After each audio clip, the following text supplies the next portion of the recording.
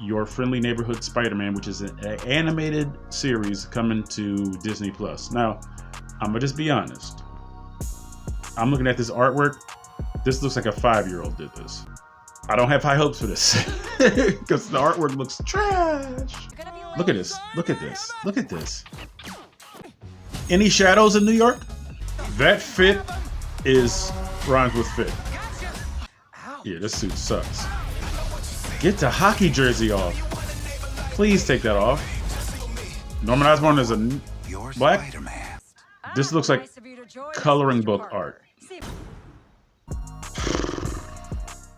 This is The Great Expanse by John Bat 426 here on YouTube, and I finally got around to watching something that the homies in Discord told me was worth watching. Now, I'm gonna be transparent.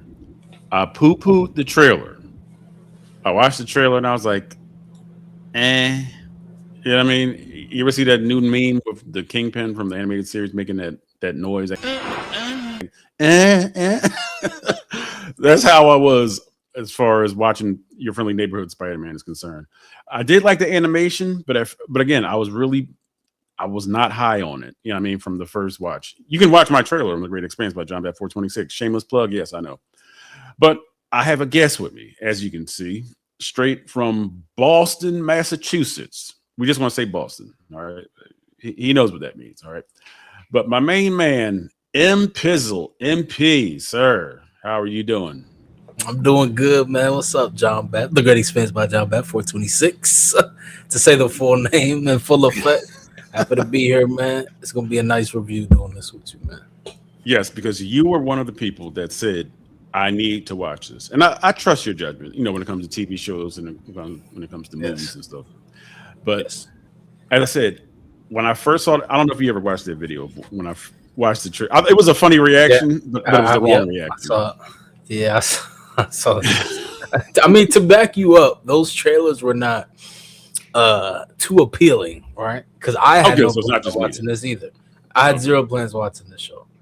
It was on a whim. I was with my lady, and then we were just hanging in bed. What's new on Disney Plus? It just popped up, and we were like, all right, let's play it. And I actually ended up liking it. I watched 3 episodes back to back.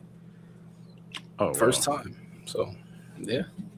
Now, when it first released, did they release 3 episodes at once, and then you had to do the week by week format, or?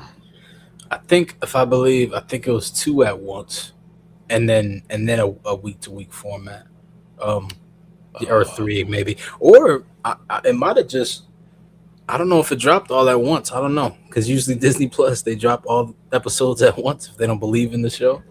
So I'm not too sure actually. I'll look that up while we continue. All right, because I know they pick and choose what they want to binge release like that. I think they binge released Wonder Man because they had no high hopes for it, and Wonder Man turned out to be pretty good, except for that 4th episode, the Doorman trash.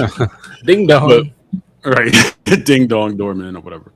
But I want to get right into this because I'm still high from it. Like we literally just binged the entire season. Like we probably ended about 30 minutes ago. I watched episode 1, 2, 3, 4, 5, 6, 7, 8, 9, 10. Did the whole thing. And I'm like, well, let's do 2 episodes. So then after the 2nd episode, I'm like, all right, let's go. If you got time, let's do 3. And we basically went from 3 to 10. Literally. To 10. Straight. Watch the whole thing. The only break was a whole bunch of talkative people came into the Discord and we just switched the voice chats that we were in. That's the only break we took. I didn't get up to grab water. I didn't grab a snack. I sat there and watched the entire season. But it's a departure from typical Spider-Man folklore. All right. Now, if you haven't seen the trailer, there is a lot of ethnic swapping, a lot of gender swapping. Since I saw the trailer, I already knew that Norman Osborn was, you know what I mean? Coleman Domingo. Yeah, voiced by Joe Jackson from the Michael movie. Yeah, right. Only difference, he had the waves. He still had the Norman Osborn waves, but he didn't have the Jerry curl like Joe Jackson did. But so Harry is very different in his appearance. All right, he looked kind of sus. You know what I mean, he got a up top ponytail and like multiple earrings in the ears, whatever. Yeah, which makes right. It's a modernized version or whatever. The one that really took me by surprise was Kurt Connors. Now, I don't know what the first name is, but when the woman came in and she had an arm missing, I was like, hold up. And then he said Dr. Connors. I said, oh, they just gender swapped Kurt Connors and made it female. So Kurtisha, I don't know. But I got into the character. I got into Norman Osborn. I got into Harry Osborn. And the important thing is that this show embodies the spirit of Spider-Man. So if you were in love with the comic books and you just like a good story, this is true to the love and to the lore of who Spider-Man is. Whoever made this loves Spider-Man. MP, what you think about that? Yeah, I agree with that. I think it's like a perfect love letter. This show is, because it's like it takes aspects from the animated series of Spider-Man, from the movies, which is the biggest versions of them. Even you go like to the video games, right? And then like even like putting respect on certain characters that I say generally we don't care about, right? A Scorpion.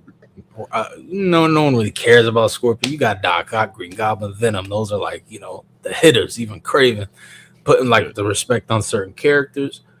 I honestly, John Babb, hot take. I think they intentionally wanted to make this better than Tom Holland's Spider-Man. I think that was the intent going into this. Let us cook, because this was titled Spider-Man Freshman Year 2019 Comic-Con. I remember I was watching Spider-Man Freshman Year. It was going to be Tom Holland's freshman year, getting his powers, using them. So pre-Civil War. That was the original take. Right, and they incorporate that into this series because the one that really made me pay attention to it is when I think Norman Osborn was like watching the TV monitor and said something about the Sokovia Accords, and I said, "Oh, so we went back to 2016." Yep. You know what I mean? So it wasn't 2019. I think you said freshman year 2019. Did you say that? Oh no, that's when it was announced. The show Comic-Con. Oh, okay. 2019, 2020, 2021, around that time it was announced. And then they came to Comic-Con and showed pictures. I remember. Yeah. Okay, so I guess production was kind of delayed because of COVID and all that, maybe, or very, very much delayed. This show was talked about for years. Oh, okay. Since 2019. The official announcement around that time. But yeah, man, good show, great show. Like the biggest critiques for me, I mean, I'm sure you would agree, are the race swaps, gender swaps. Mm-hmm. But even then, you could get over that because it's that good. Yes. And then the characters are good. You could, Norman, he's black. I don't want a black Norman. Cool. Like, good, though. He's a good Norman. He's a great Norman. I'm going to tell you this, too. Now, we're not new to the Spider-Man lore. When you hear Connors, Lizard, you hear Osborn, Goblin. Mm-hmm. The way that they incorporate Connors and Osborn into the story and how essential they are to Peter is almost like a tragedy is coming. I remember I don't remember which episode we were on. I said, "Oh my God!" I was like, "Pause it." I said, "He's going to turn into the Green Goblin because he's such a charming devil." Like Norman Osborn is such a charming devil. You don't really see a lot of those like Machiavellian decisions of you know how like rich people in the comic books like Lex Luthor, they're like, "Oh well, our men are in there, sir." Like blow the building up anyway. You know what I mean? Like you didn't really see that with Osborn. And you see that he's such a subtle manipulator, such a slick talker that he was still getting Peter to do what he wants without like raising his voice or ever like crashing out. You know what I mean? Yeah. Yep. That's a great subtleness, and like even how Coleman voice acted too, and how like the character was portrayed over. And I don't want to like rag on Tom, but I gotta bring it because this is like connected, bro. This is just this connection between Norman and Peter was more believable, and I bought it more, and it was better than Tom Holland and Iron Man, Tony Stark. Yes, by far. And even though this is an MCU product, they really don't over MCU it. Now there are two superhero cameos, two major heroes. The series starts with Doctor Strange coming through a portal. All right, that's the opening of the series. Doctor Strange comes through a portal, fighting this creature that you can tell probably is related to Venom somehow, because the Venom symbiote is alien in nature. You know what I'm saying? Mm-hmm. So we see Doctor Strange and we see Iron Man. All right, Tony Stark, Iron Man. All right, and I'm like, they only did two. I mean, there is connective tissue to the MCU timeline. Talking about the Sokovia Accords, talking about the Chitauri. What else did they reference? They made a few references because in the finale, what else was it? Yeah, the Chitauri. I think it was the Chitauri. It was Sokovia Accords, and it was something else. I know it's about Thor landing in New Mexico. Like that's straight out of. Yeah. Right. So I love the fact that they aren't really pushing MCU like that. Yet they're letting you know, as far as the pacing of the story goes, this is connected to the MCU universe, and I think it's very well done the way they do it. Yeah. Yep. Because this is like, it's like one of those things. And two, what you could do with these animated shows and movies is, what is one of the things we watch? That's kind of a nitpick, but we let it go. When we see these movies, Brave New World, Thunderbolts, you're like, Sentry's taking over the city. Where is the rest of the heroes in New York? Are y'all just sitting on the couch like, hey, Thunderbolts got it. I'm gonna chill for this. Right. So it's like, so I like that you had three. You had Daredevil, Iron Man. What about Daredevil? Yep. Daredevil, Iron Man, and who am I missing? Who's the third? Doctor Strange. Doctor Strange. So you're seeing, and then you even like the little glimpses on the news, the picture with Captain America. He's in a world, in a city, with other heroes, and they will pop in and out when needed to. So I like that. You could do that with animation. You don't have to worry about rights. And no, we don't have the rights to this character. Can't add him in, take him out. Budget. Right. You don't got to worry about budget, right? Because you got to pay these actors, even if it's for a 20-second appearance. So I like that. I like what Iron Man showed. I'm like, oh shoot, Iron Man. Mm-hmm. Because at first I was like taking it back. I said, wait, Iron Man just arrived? Like Iron Man is the pinnacle MCU character. Like let's just say what it is. This is Iron Man's world. We're just living in it. You know what I mean? He's number one. Right. Yeah. So the fact that they had, as MP referred to, Daredevil showed up and Charlie Cox is voicing him. That was great. The fact that they had some of the Daredevil theme playing, like I dug it. And then it made me mad because y'all know how I feel about the Born Again show. It's very terrible. It's awful. Terrible. And I'm like, this cartoon, I'm mad. I'm like, why does animation do Marvel better than live action? Why? Yes, bro. It's infuriating. Like it was just enough. Oh no! And this show was actually announced. I had a mistake. It was announced in 2021 during like a Disney Plus event. That's what it was. So still around the same time. But this show. What were you just saying? I was going to respond to that. Daredevil being voiced by Charles, and the fact that the animation does it better than live action. Why? Oh yeah. I don't. And it's like this show, the seriousness in the characters, right? It's mainly, you could Ant-Man, Peter, and then Peter and Norman, right? I think those were like and then Lonnie and his brother and stuff. Yes. All that was great. But like it was so good and it was interesting, entertaining. It brought you in. If they would have just, because it's still animated and it's Spider-Man. If they went just like 5% a little more adult, like we could see ourselves actually getting emotional in this show. At least I could. Hey, a couple of scenes like when Peter's talking to Aunt May, when he got like beat up or whatever, he got trashed by the Scorpion, and he came home, and he's like he's revealing as little as he can. But he's still, emotional. But he still can't tell her what's going on. You know what I mean? Exactly. And he's still holding his secret. And we find out at the end of the series, May is holding the secret. So I just look like you can feel it. These right, exactly. These actors are not phoning it in. Like there's emotional weight to the voice acting in the series. Yes. Yep. And that's what I love, and that's what I respect about this too. Like.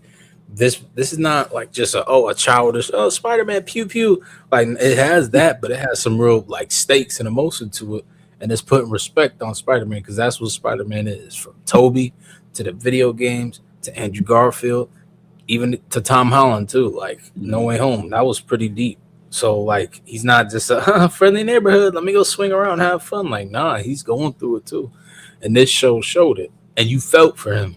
I immediately. Almost fell in love with his Peter in the first episode. I'm like, I like this Peter. I'm down to watch you. Right. And I'm like, they put so much respect on Peter Parker's struggles to be Spider-Man because he wants to be everywhere at once, but he can't be. So Peter's going through what he's going through and he's working for Norman Osborn. All right. Yeah. So yes, that is a diversion, but it works. Like trust me, it works. So he's trying to figure out how to like utilize his powers. He's going through like a whole regimen of suits, and that's basically one of his character arcs for the first few episodes. But in the meantime, somebody else that's close to Peter is going through his own journey. So Lonnie Lincoln, and y'all know who Lonnie Lincoln becomes. He is literally like one of the central characters of the series. And you almost see both characters, Peter Parker and Lonnie Lincoln, doing this. Is they start cool, like Lonnie's like the high school jock. There's no Flash Thompson in this, but we get like Lonnie Lincoln, who's the alpha male basically in the high school. But he's not a bully though. He's like a cool jock or whatever. Yeah, we basically just see their. And this, I love MP. I love the way the story is written because little decisions basically cause them to branch out like this. Little decisions. So Lonnie's on a straight and narrow. One decision. He makes one decision. It's almost like when you do geometry. It's like if you're off by 1 degree, you know what I mean? You're going, by the time you get further down the line, you are way off the mark. Just one little decision, you know what I'm saying? And I just love the way it's done in this. Yeah, but I love it too. Like from the fact that like when his brother ran away, he went to the 110th Street gang. He went to go find him, and it was like zero question. All right, I'll trade. Let him go. Let me be in the gang. Right. Not a thought in sight, and that's like a true big brother, right? I would do it for my little brother. I'm sure you would. Like, who wouldn't? Like, you're a little kid. You're innocent. Like, come on, bro. First off, I'm mad at you. But I gotta save your life. I'm gonna take the bullet. I'm gonna do this because you're messing up. And it was zero question for him to do that. And that's like that dynamic. And they, they got the culture right too, a little bit, even though they didn't go too much into it, but they got it right for the most part. The neighborhood, the parenting, the black structure, the black gangs in the inner cities and stuff. They got that right. Right. And I like when they cross one street. You see like the degradation. It's a shame. Yeah, it's like how the neighborhood just like goes downhill. Change as it is like this in Philly. It's the main street in Philly. It's called Broad Street. On one side is particularly other ethnicities. On the other side is particularly our ethnicity. You see the difference in the quality of the street. You see the difference in the care that's given to the neighborhood, and it's sad, but it's accurately depicted. Accurate. Yep. So you can't be mad about it. Yeah, I can speak for my city, Springfield. I grew up on a street called Bay Street. I grew up in the projects. It's called Reed Village. You drive down the street. There's a barbershop and a corner store right there. Like, I'm not even talking 30 seconds from where I was living. Drive down the street, right at that corner store. You take a right, you're in the suburbs. I swear, you take a right, a minute in, you're suburbs, big houses. Nice big house. Everyone here owns their house. Huge yards. It's just that's how. And then you drive 10 minutes, 5 minutes more down, back in the hood. Wow. So that's realistic. Poverty is it creeps in wherever it does. And when people own their homes, a lot of other people own their homes and middle class, and that's just how it happens. Right, and a lot of people think, and this isn't a political statement, but like a lot of people think that poverty is financial. Poverty is here. Poverty is here and here. It's in the people. You know what I mean? So, and again, I hate to poo-poo on Tom Holland's movies, but that's the current continuity live action Spider-Man. I got newcomer Nico and Harry Osborn way over Ned and MJ. It's not even close. Easily. I'll throw Pearl in there, and Pearl's barely there. Oh yeah, right, and she's almost like Liz Allen, who was only in the first Tom Holland movie or whatever. Yeah, but the substance they give these friends when Peter's not around. Okay, like I care less about Jacob Batalon and Zendaya like on screen. Like they have no chemistry to me.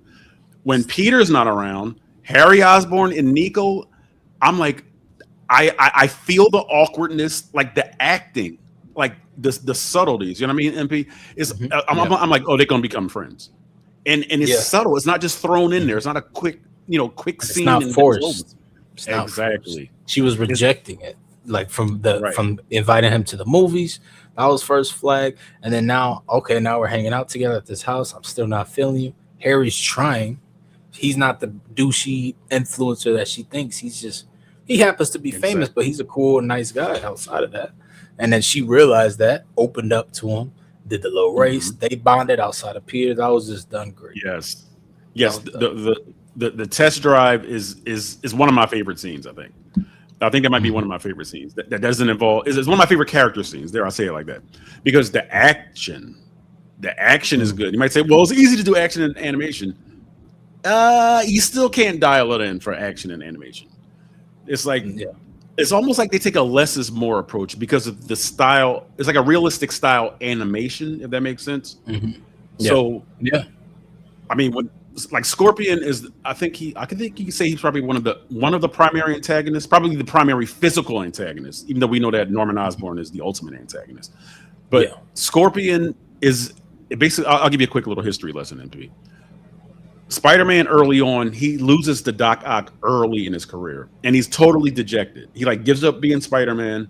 He says, all right, I'm just going to go at it as Peter Parker. I can't fight Dr. Octopus. I lost. This is the first loss. So he goes to see Johnny Storm, I think at his high school, in the comic books, okay? And Johnny Storm's talking about, yes, the Fantastic Four, we've taken so many losses, but we have to be resilient. And that's what gets Spider-Man to go grab his mask and to face Dr. Octopus again. Though I love the way they transition Dr. Octopus for the Scorpion, because this time Spider-Man takes a serious loss to Scorpion. And then he's hesitant to fight Scorpion. He's hesitant to talk with Aunt May. He's talking to Norman Osborn, like, how can I fight this dude? And then Norman Osborn, so devious with the way he twisted the typical Spider-Man line. He says, with great power comes great respect. And it's so perverted. It's such a perversion of great power comes great responsibility. I love the way they do that. Yeah, because and the music changed when he said it too. Like it's like, first I'm he's about to say the line. This is his Tony Stark moment. Nope, wipe that right away. I'm gonna change the line right there at the end so you understand the difference. And that's where Norman went wrong with his advice. But from his perspective, he's right. Like as a superhero. As Spider-Man specifically, what do? You fight crime. Why did Spider-Man do it? Because he cares and he wants to. Not with, I hope to get respect. I hope the people like me. Spider-Man, as is Superman, I think those are two of the characters I think of when it comes to this. They're going to do right regardless. They don't care if they're hated. J. Jonah Jameson's on their butt. Aliens are coming and people hating them. F you, Superman, F you, Spider-Man. They don't care. They'll do what they have to do to save the people, even if the people hate them. Yep. I think Batman a little bit to an extent too, but I just think he's crazy. Batman's actually crazy. He's actually a lunatic. But yeah, I love Batman. I love him though. Yeah, I love him. I love Punisher too, but he's talk about crazy. Him and Wolverine are just definitely maniacs. Yeah. But again, this isn't going to be a blow by blow for the whole series. I love the heart and the soul of this season. I cannot wait to see season 2. It comes out sometime in the fall of this year. We got X-Men animation coming. The way the MCU has rebounded, MP. Yes. And I think it started last year because all 3 of those movies were good, in my opinion. Captain America, Brave New World, Thunderbolts, which I wasn't really a big fan of because I wasn't invested in the characters. But I did love when Sentry came on screen. And the Fantastic Four first step. D minus, B plus, A for me. Fantastic Four is an A. B plus Thunderbolts. B minus Brave New World. That's me. I think DC blew it. I really think they blew the opportunity. Yeah. Because the MCU was in a like on this channel. Like I always say that there are peaks and valleys, and the MCU was in a valley for a couple of years. Like we had a whole bad phase. Like phase 4 was a bad phase. That 2023, that 22 to 4. That 2 years, maybe 3. You could argue 21, but I like Loki and Winter Soldier. That was cool, and then Eternals, and then Shang-Chi. So I'll say 22 and to 24, arguably 25. Beginning, DC had that whole time, and they got James Gunn. They tried, but we got Creature Commandos and Peacemaker season 2. Peacemaker season 2. You know what the problem is? I didn't even want to watch Peacemaker season 2, and so I'm not going to harshly judge it because I didn't really watch it. But I think I saw the first episode and I was like, I don't need to watch this. You know what I mean? Yeah. And I really feel like, and you can cap in the comments if you want, people. I don't really care. But I think Superman should have been made with more care. Like I really feel like I really don't feel like Superman got the care he should have. I'm talking about as a movie. All right. Now you can say the lore. Well, guess what? In the comics, he crash landed. Oh, I don't care about the comics. I care about the movies. Like you can't shoot a movie panel for panel with a comic book. And now we're getting questionable trailers with Supergirl. I'm not excited to see Supergirl. We got a questionable trailer with Lanterns. I think Lanterns trailer is good, but the public isn't accepting it as I think they should. And I don't think you gamble like this at the beginning of a universe. Like you don't do risky suits, risky timelines, risky castings. Like DC's in an era. They've been in an era where they were continuously fumbling, and like they lost like respect. Right? MCU had a time where I say 2019 and prior, any movie that came out was a guaranteed C. A start. You know how your starting grade for the year? You start at a C. And then as you go up and down, at least my school is you go up and down, you go to an A or you go down to an F, but you start right there. So Marvel movies have benefited out to start at C's. And then DC did not have that credibility with the Snyder shit. And then you got the little Flash and the Blue Beetles and the Black Adams and then the Suicide. They were just all over the place. So I don't, the risks, I agree. Because it's like, okay. And people like to, yes, a Jimmy Olsen show could be good. But why are you making a Jimmy Olsen show? We're talking about the first.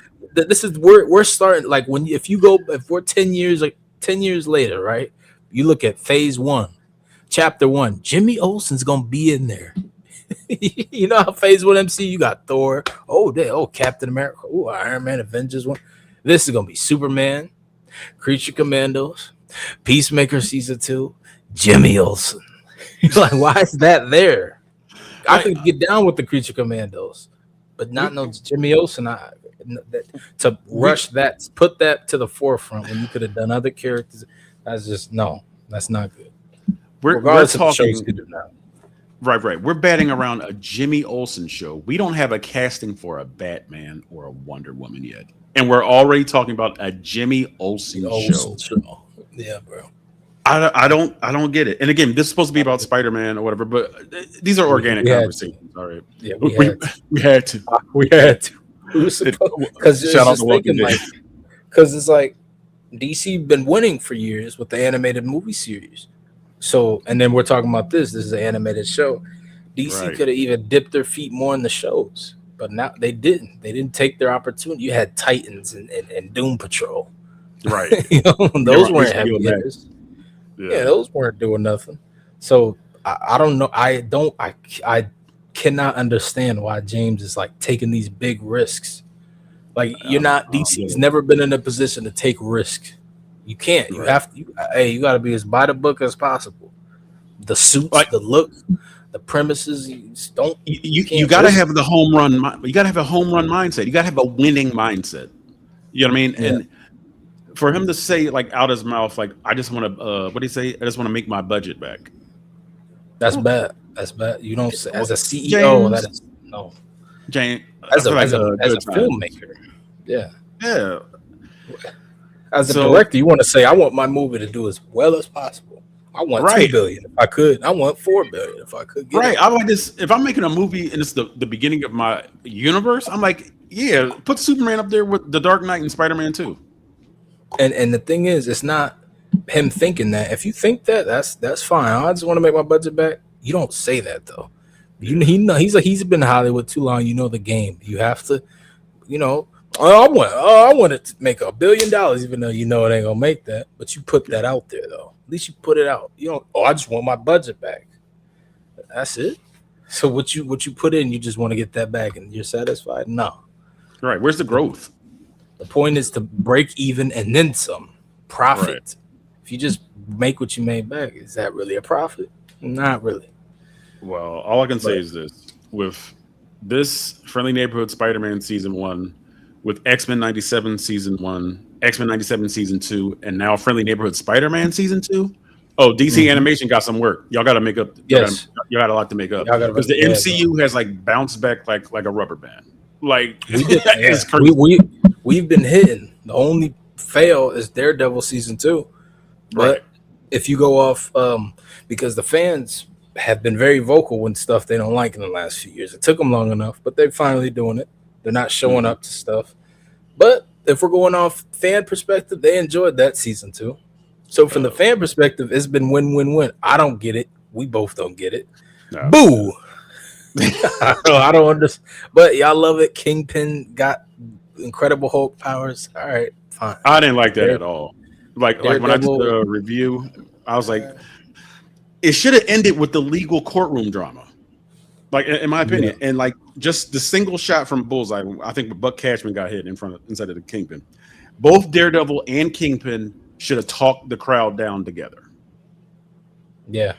Instead of Kingpin have his hallway scene, you know what I mean? Like Vader had a hallway scene. Now like it was, you just shoehorn in this unnecessary action. But again, MCU has really bounced back. MP, you will be on more videos and more podcasts. I command you. No, I'm saying, but I definitely look forward to doing more talks. I'll be there. The Philly-Boston connection. Maybe I'll call that the Philly-Boston connection or whatever. Like, you know, I had the Tri-State Boys. East Coast. It was Speed and Jada God or whatever. But this is Spider-Man, Your Friendly Neighborhood Spider-Man, the animated series, season 1. For a grade, this gets an A. Oh, am I on camera? This is sign language. A for this first season. That's my grade for this. A. So MP, what's your grade for this first season? I give it an A as well. Like, I'm not even trying to just agree with you. I gave it an A. I gave it an A when I watched the show a year ago. This is an A series. I enjoy every single episode. Shocked. I'm just shocked by how good this is. I'm shocked. Yes. It was man. I was like, y'all need to get on this. It was me, Tay, Evo, Zach. Oh, Zach did too? That's it. Zach. And then I was like, bro, y'all tripping. To give credit to Evo, he was the first to vocalize how good it was. I didn't think I watched it yet. Or watched enough episodes to claim it. But I'm like, so far, so good. And then when I finished it, I'm like, wow, this is really good, man. And then critics are aligned with us. Oh, the critics said it's good too? Fans enjoyed it, but they didn't watch it enough. You know, it's like Thunderbolts. People liked it, just not enough people saw it.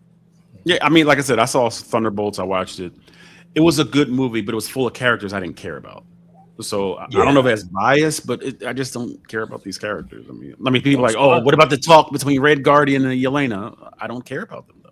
I cared for Yelena. Red Guardian ruined that scene because he's such a joke to me, and I do not take him serious. I don't, bro. I'm tired of those characters, them Draxes, them Red Guard, them M'Bakus. I'm tired of those characters. I need some respect put on M'Baku for Avengers Doomsday. Like Winston Duke is just too big. He has such a commanding presence. He looks like he's perfect for a superhero movie. Like, come on, Russo brothers, please fix him. We want you to fix the X-Men when they come. We want you to fix the entire MCU timeline, Russo brothers. So please fix M'Baku. Please. Give me a role. Shoot, get me in there, Russo. I'll get in there. I'll read a script or 2 or 3. What y'all need me to do. Hey, you can count on me. I can do voice acting. I can do physical acting. I might not look like it, but I'm over 6 feet. MP is over 6 feet. Give us a job. Hey, we could be your twin towers. Whatever you need, Russo. Hit me up. Yes. All right. So this is The Great Expanse by John Bat 426. Hit up my man MP on his YouTube channel. Channel name is Makai. It's Makai. Right. MEKHI. You know what I mean? I'm gonna put a link in the description. All right, so you can see how to spell his name. This, of course, is The Great Expanse. I'm gonna say it over. This is The Great Expanse by John Bat 426. Hit me up on YouTube. I'm just excited about this series. I can't wait till it goes on to season 2 in the fall. And we are signing out. Peace. Peace.